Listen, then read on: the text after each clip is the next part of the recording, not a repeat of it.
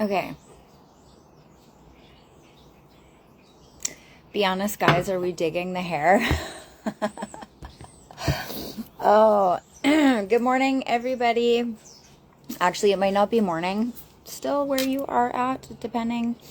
But hello, hello, hello. I just wanted to pop in with my like crazy fucking hair and talk a little bit about the energy right now. Oh my goodness. Hello. Hello, hello, hello. So I wanted to talk a little bit about the energy right now. So one thing that's really important to preface this by saying is that it's very clear, and I've talked about this before, but it's very clear that we are, I think that we have an idea that we have a shared reality as human beings, and we actually don't. Like there's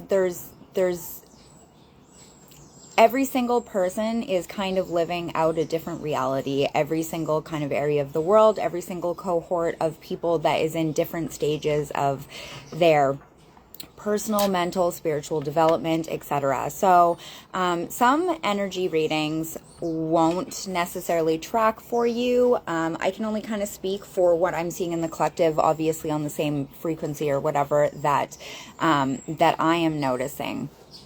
Please let me know if you need clarification for any of this. I'm doing lives. I have to kind of just channel out what I say what I say, and then hope that it makes sense or speaks to someone. I want to give a very strong reminder that we are entering a time of year that if you have any sort of pattern recognition whatsoever, you will know that this begins sort of a decline or sort of an increase of negative energy that seems to come at this time of year. And I don't mean that in the sense of like, oh, we all have to be positive or anything like that. And I'm not in the States, so I'm not talking about politics or election shit or anything like that, although that does play a role. If you have been paying attention at all, particularly in the last few years, there's something about August, the mid to end August, that moves into winter, where I'm not sure if it's because we're playing outside less and we're starting to pay more attention to things like the news or whatever, but there seems to be like a very sharp decline in energy, and there seems to be a marked increase in fear-based modes of thought, fear-based tactics of communicating information, etc., etc. And so it's very important, obviously, as a human being to stay informed of what's going on in the world and all of that. There's no, I'm not saying to stay blind to all that, but I think that's something that we take for granted right now in the reality that we're living in. And certainly some of us who are more my age, so I'm 40, so I remember a time before the internet, is that this version of reality that we are seeing on TV, this version of reality that we are seeing on the internet, that we're seeing in comment sections, that we're seeing, you know, whatever, Reddit, Instagram, wherever, all of that is it's a false representation of reality, because obviously we are not all living in the same reality. So I would be very careful what you are lending your energy to, particularly when it comes to fear. It's not like there's, you know, we all have very good reasons to be afraid this day and age, but who stands to benefit? Who stands to benefit from your nervous system being in a state of consistent fight or flight? If I look back throughout the years, even back to when I was really quite young, I remember Y2K. Do you guys remember Y2K? I literally bought right into that shit. I was, how old was I? I think I was in grade 12 or grade 11 or grade 12, because I dropped out of high school. So I think I should have been grade 11, grade 12. And since then, and of course all throughout human history, there's always one wave of apocalypse after another, one wave of proposed apocalypse. There's, you know, there's the 2012 thing, there's the this thing, there's the that thing. And honestly, it can to some degree come across as some sort of escapist fantasy. So there's something about human beings where we really enjoy storytelling. It's a part of our makeup. It's a part of, who we are, that we kind of fall into really liking to partake in and also communicate stories. Now, I'm not saying that some of the shit that's playing out right now is not a story that you should be worried about, but I am going to say that the way that the world is set up right now when it comes to information dissemination in particular. Now, I used to be a freelance writer, so I have a behind the scenes look into this. I had to stop in when the COVID stuff happened because I just fucking saw too much. But there's a vested interest in keeping us fearful and keeping us glued to screens where the company that's disseminating the information is making a lot of fucking money off of you being fearful and off of you being scared. It's possible to check in on the news, etc. It's possible to check on that on a less kind of constantly connected basis. So I would say be really aware of that. In particular, I can already see it ramping up. And it's something about this time of year, and I truly do believe it has to do with the weather. And that sounds kind of crazy, but it's not crazy. So my degree's in psychology, and I remember one of the craziest things that we learned about was the influence of weather on large groups of people. So, for example, they have done studies during heat waves, and there are increases of crime because obviously people get a little bit antsy, things get a little bit crazy, and so one thing that I've noticed in particular is, if you're in the middle of summer, you are not going to be glued to your TV screens and paying attention to whatever fuckery of the week is going to be, because you're going to be going outside and playing. Now, I think that I'm not one of these people that, although I do love me some conspiracy theories, I'm not one of these people that believes they're sitting there.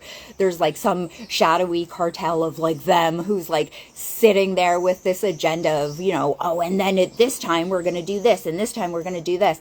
I do think to some degree that does happen, but I think that that requires a level of cohesion and cooperation and also forward thinking that I just don't buy that anybody in any sort of positions of power has the ability to do.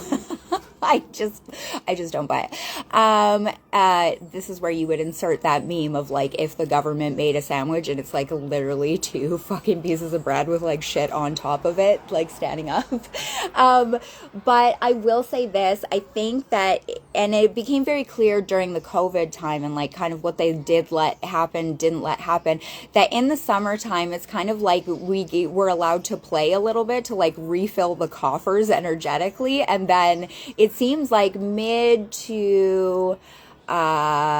mid August to beginning of September, usually more at the back half of August, all of a sudden we start getting the doom and gloom really, really stuffed into our faces. And I think that a part of that is, now, I'm in Canada, right? So no offense to Americans, but God, I'm sick of your fucking news.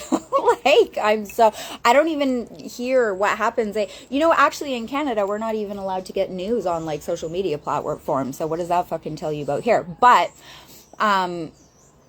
particularly when it comes to election cycles and things like that, it can become very easy for that doom and gloom stuff to have a narrative. And again, there's about 5 million and one reasons why that's important, right?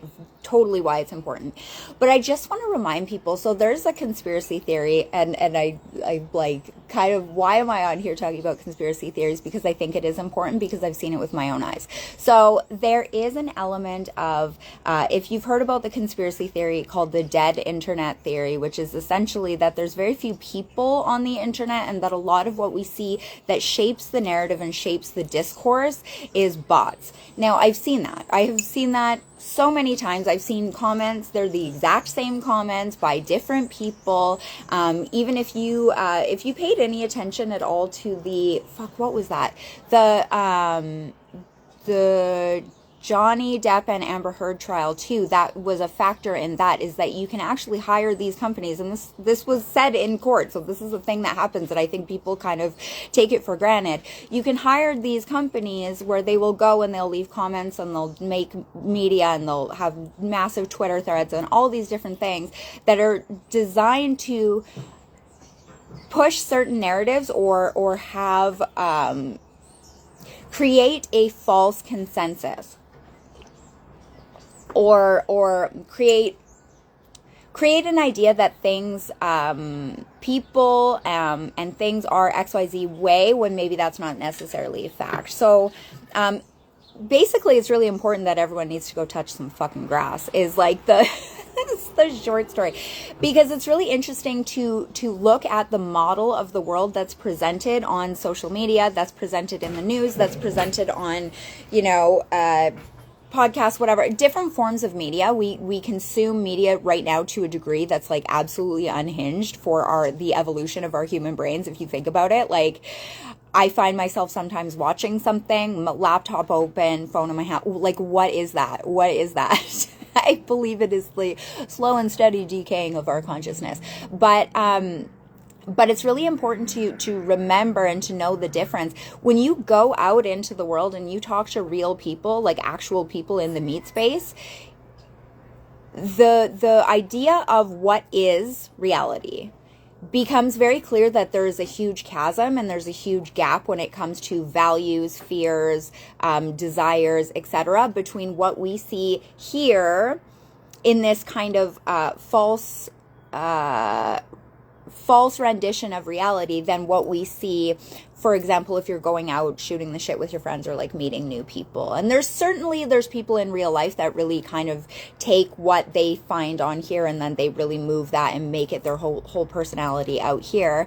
But it's just important to remember. And the reason why it's important to remember, it's taking me way too long to get to the point, is, have you ever been in a situation where you've been in a toxic relationship or a toxic situation? I've had a situation like this with an old job I was at, where the situation is it's just so toxic and it's just so all-consuming, and it just has manipulated and wrangled your emotions to such a degree that almost all perspective gets lost and you don't get it back until you're out of the situation. So this is very common in abusive relationships, whether it be with a friend, whether it be with a family member, whether it be with a lover, or in my case with a job, where certain things are like, that's the whole world to you, and it's your the manipulation of your emotions gets to a certain point where it feels like all of that is really it is lent a weight and a gravity that is like almost impossible to deny and almost impossible to hold. And it can lead you to,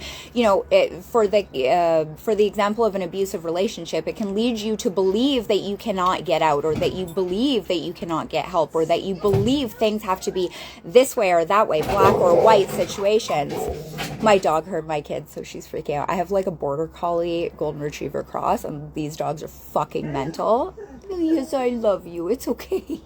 She gets really upset when the kids do anything. She's like, I gotta herd them. And so, essentially, where was I?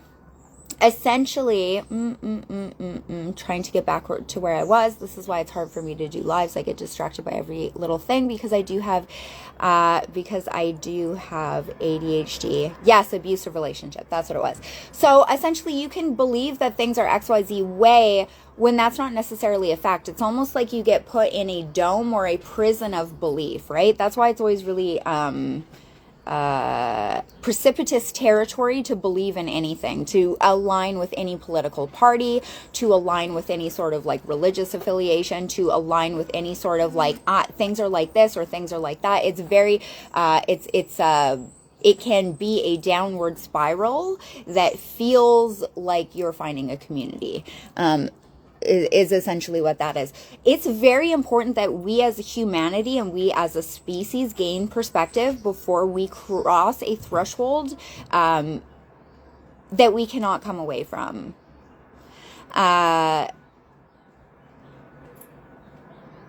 There's an overarching theme. There's a lot of people fighting each other. There's a lot of people forgetting that we all have a vested interest in all of us winning And by that, I mean everybody in this fucking planet. I mean the animals, I mean the whatever. And like, we have just lost our perspective to such a degree that, I mean, Lord, could you just imagine,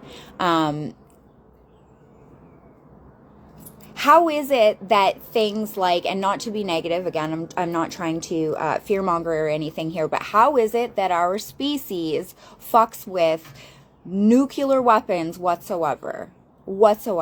How is it a thing that this is a conversation? How is it a thing that we are having groups that are persecuting each other? How is it that we are persecuting each other when we're all a part of the same species, we're all a part of the same world, we're all a part of the same planet? How is this a conversation? And I feel like the internet has done a little bit of a disservice by crafting a false idol of reality and then having people buy into it or rebel against it, or whatever you want to call what's happening, because it's different for each person. Again, we are all living in different realities. There's different cohorts of people that are living and experiencing a different sort of energetic dimensional reality of what's important, what's not important, this and that, how it feels, whatever. And that's become so much more clear over the last few years. So essentially, at the risk of sounding kind of overly trite or optimistic or anything like that, we humans have lost the fucking plot. We have lost the fucking plot, and we need to get it back before, I mean, it's already too late to some degree, but we need to get it back. And I think that there's a lot of people that are awakening to this. I think there's a lot of people that are understanding the degree to which we are living constrained by and under the influence of systems of illusion, things that are not necessarily fact, things that are not necessarily true. So one part of the energy, so when I dipped into the collective energy, one of the things that I was seeing was a very heightened awareness, or a lot of people that are at a space where they're kind of recognizing the constraints of linear time. Now, I'm not going to get too much on that because I can like go off on like how time is fake forever, but unfortunately it does seem to be one of the dimensions or part of the framework that we have to exist in, so we do have to respect it to some degree. But I'm seeing a theme of where people are kind of recognizing, I'm XYZ age, I wanted to accomplish XYZ thing, I'm running out of time.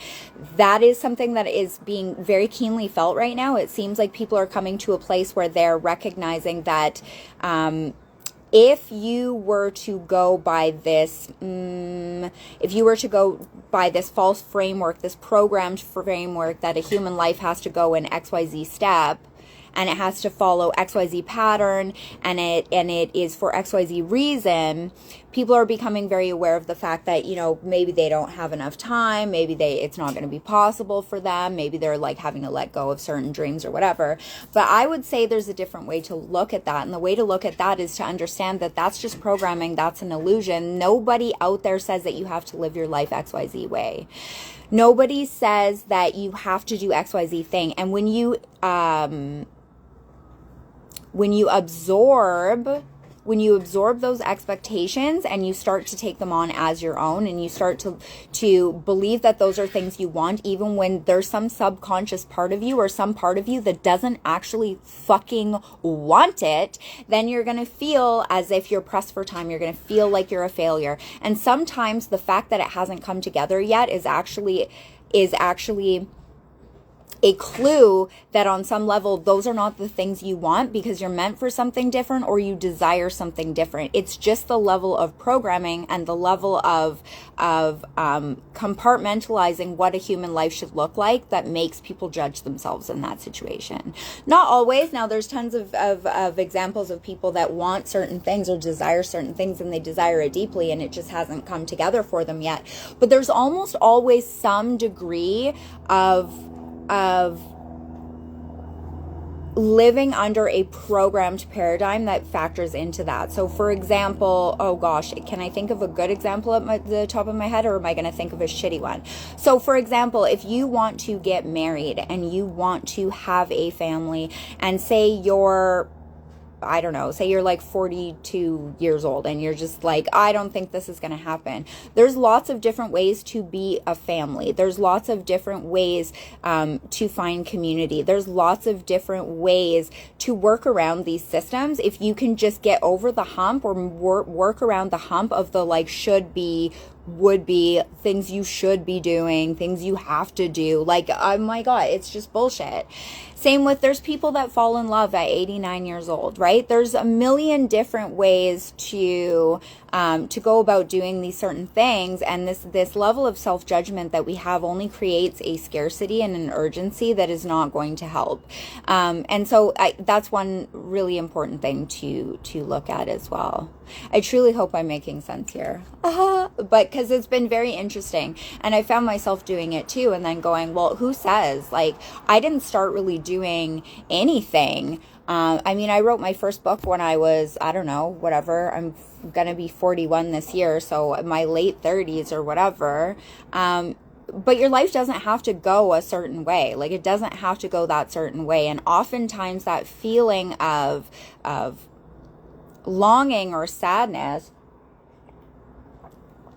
is really just truly only tied into this idea that there's some sort of like syllabus, like there's some sort of, you know, pattern that you have to follow, because that's what we're fed. And like when we talk about programming, what we're talking about is like what we are fed. Like, have you ever watched a child's programming? Have you ever watched the cartoons or whatever shit that your kids are watching? I have, and it's fucking shocking, because they start programming them very early, very, very early, with these beliefs that we carry on into adulthood. And it's one of the greatest and like honors in life is to learn to deprogram yourself, because that turns limitation into expansion. So we are born here. We're here for a very limited time. We are all in this together. We are part of a larger, more important ecosystem.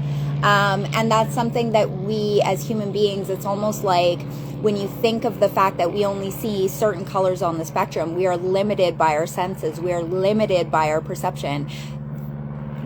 That happens to us mentally as well. That's not only through our perceived senses. That's also through our brains, how we interpret the world, how we see the world. Yeah. So if you have any questions or any shit to say, feel free to do that. I'm gonna try and look back here. I did miss a couple of things. So social media killed nuance and polite conversations and disagreement. You know what I think the most insidious thing that social media has done? It has made people believe that they need to form an opinion and stick to it forever, which even on surface level is the most asinine thing you could ever think of. Is the point of being a human being not to learn and shift and grow and evolve, right? I understand that each person has their own particular set of core values, which is going to determine their beliefs and their worldview and all of that sort of thing. Obviously, that's the case, but it's wild how social media has made it so that if you say something wrong or you have an opinion that maybe is a little bit shitty and you haven't really fully fleshed it out, people are afraid to communicate. Or if they do communicate that, it's almost like that, like all of a sudden that's where you drill a hole and you just lock in. That is not the way it should be. People should have the freedom to have shitty opinions and then change them. People should have the freedom to shift and grow and evolve and change their perspectives and learn new information and update their values, their ideas of what's right. People should, more people should be brave enough to be wrong loudly, to have shitty opinions loudly. Guys, we're all flawed human beings, and we all lament over the fact that we don't feel permission or space to be flawed, but we don't allow that to happen. We don't allow that to happen because we, to some degree, once the internet came on, and again, I do believe that this is to some degree by design, because I think that the think of Plato's allegory of the cave, if you're familiar with that, which is like a story of these people in the cave, and there's this thing they think is reality, but really there's this whole other world out there, and they just don't know. Human beings are like that. That's like a very Cole's Notes version of that. There's probably a way better way to have said that, but I just want to move forward from it because I still have more to say. But there's what we see, and every day we kind of plug into this thing. It's genuinely shocking to me some days because, yeah, I also feel like I have a toxic relationship with like the internet and social media and things like that.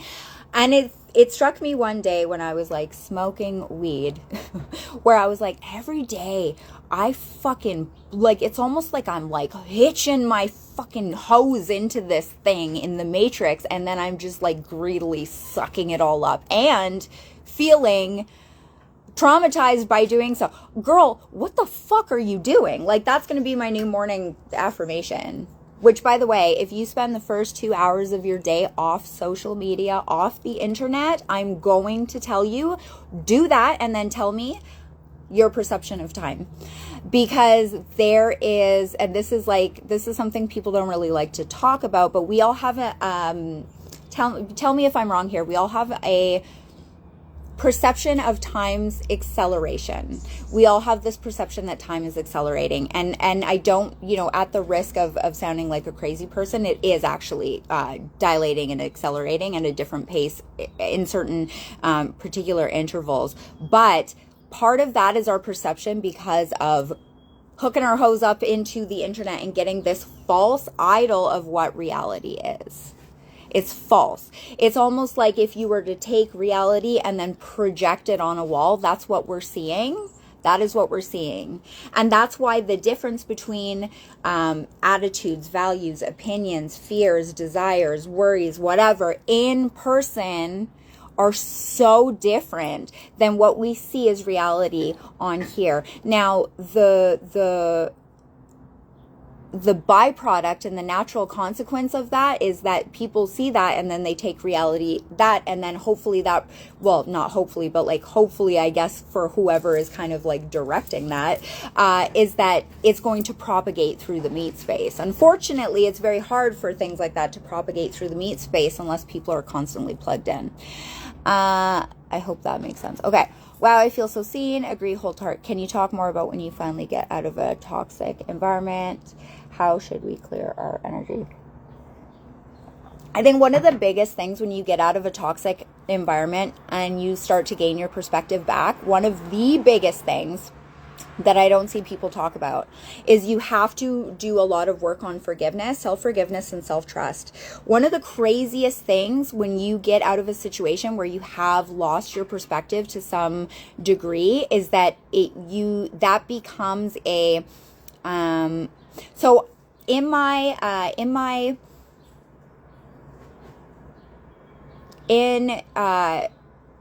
the book that's going to be coming out next, and in some of my programs, so some of you might have seen me talk about this before, I talk about a thing called bodies of evidence. So a body of evidence is basically this pile of shit over here that confirms the beliefs that you have. So if you think I'm a piece of shit, or like no one's ever going to love me, or like blah, blah, blah, blah, blah, your times that you were a dickhead, or like your failed relationships, or the people that don't like you, they're all in that body of evidence, and you're going to use that pile of bullshit to you're going to just ram your own face into that over and over and over again to prove that you're right? Because the human brain loves confirmation bias. We love to feel as if we're right, even if being right is putting us in a position of disadvantage. It's like having a human brain is genuinely kind of hysterical. Like, the more you learn about the human brain, and I went to school for psychology, so I had to learn a lot about the human brain. But the more you learn about it, the more you start to look at humans like we're the greatest species we're like dogs chasing our own fucking tail. Like, we're like babies getting scared of our own farts. Like, that's literally what we're like. And it doesn't need to be anything we feel bad about. It's kind of hilarious. But that is kind of what we're dealing with. So I think that when you get out of a toxic situation where you've lost your perspective, one of the biggest things is you have to rebuild self-trust, because we can get out of those situations and it can actually destroy our confidence, our self-esteem, and our ability to trust our own senses, our ability to trust our own judgment. This is why people that, for example, are in... have been in a cult or something like that, there's a lot of shame that can come with that, when really there shouldn't be. Really, it shouldn't be. We all are operating to some degree on very similar operating systems, for example. And so these are things that it's kind of just a byproduct, a hazard, a whatever of being a human being, you know, like you're a human being. Sometimes you might eat something bad and it makes your tummy ache.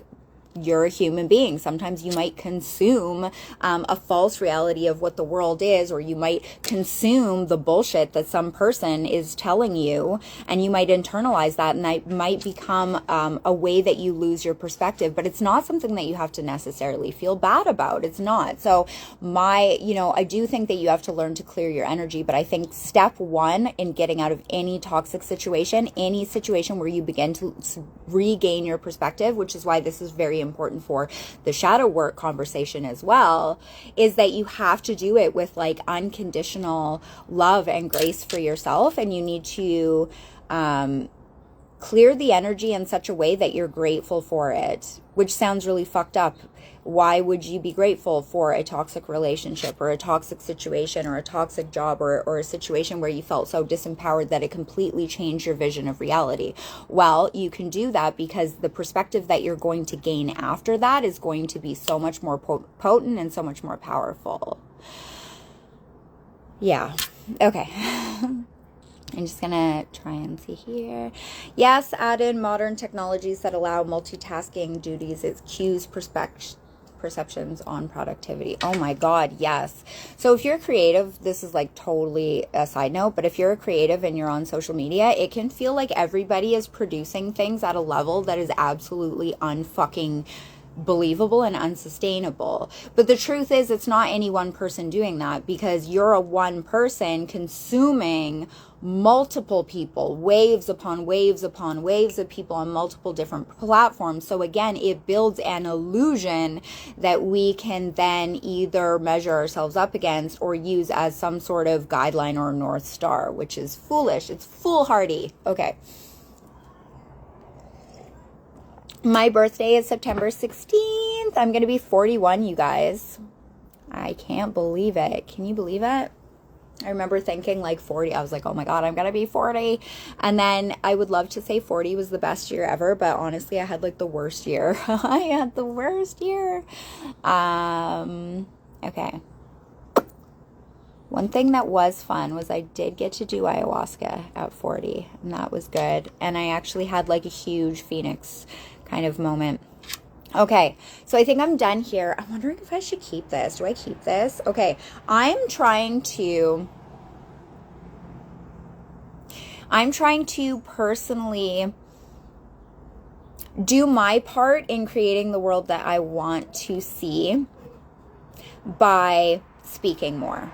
So I am very stingy with my energy, very fucking stingy with my energy. So a lot of times I self-center, and it's not because I give a fuck about what anybody says. It's because if somebody is going to come at me with some bullshit, I just don't have the energy for it. And so I don't want to deal with it.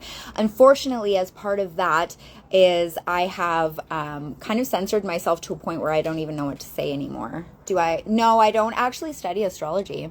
I'm not an astrology person. I love human design though, which does take astrology into account. Astrology, numerology, I Ching. So yeah, I don't actually work with astrology, although I will say that over the last year I had a lot of really like crazy shit happen, and it was all kind of predicted by Tanae, the Witch of Lupin Hollow, through my astrology. And so now I'm like, well, maybe I'll be a little bit more interested in that shit. So yeah, I do not study astrology. Partly because my astrology, my big 3 is I'm like a Virgo sun, Capricorn moon, Libra rising, and I feel like all of the things that say like, oh, you're this kind of person, or you present like this, or people see you like that, I'm like, that's all bullshit. Like Virgo, I am the least Virgo out there. So there's that. Okay, so human design is everything. I'm a projector. You know what's hilarious? So in my confidence program and in the energy readings that I do for people, I do human design, like little human design mini readings for those, because it just helps me to understand the people that I do one-to-one work with. And for some reason, like 80% of the people in my world are projectors, which I think is just so amazing. So I'm a manifesting generator, obviously. I think that's like pretty fucking clear. I'm a manifesting generator, and I'm a 1-3 line. And I'm trying to move into a space of being more of the light 1-3 side rather than the shadow 1-3 side, because the crippling self-doubt and public flailing is truly harmful to my soul. Okay. What do you think, guys? Should I save this one? I almost never save my lives, but I probably should. I think maybe I should.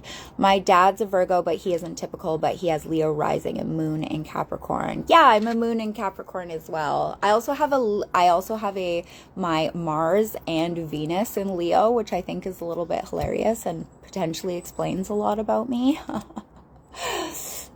Okay, so I'm going to, a manifesting generator. Yes, we're really something. Okay. Yeah, I might keep this one.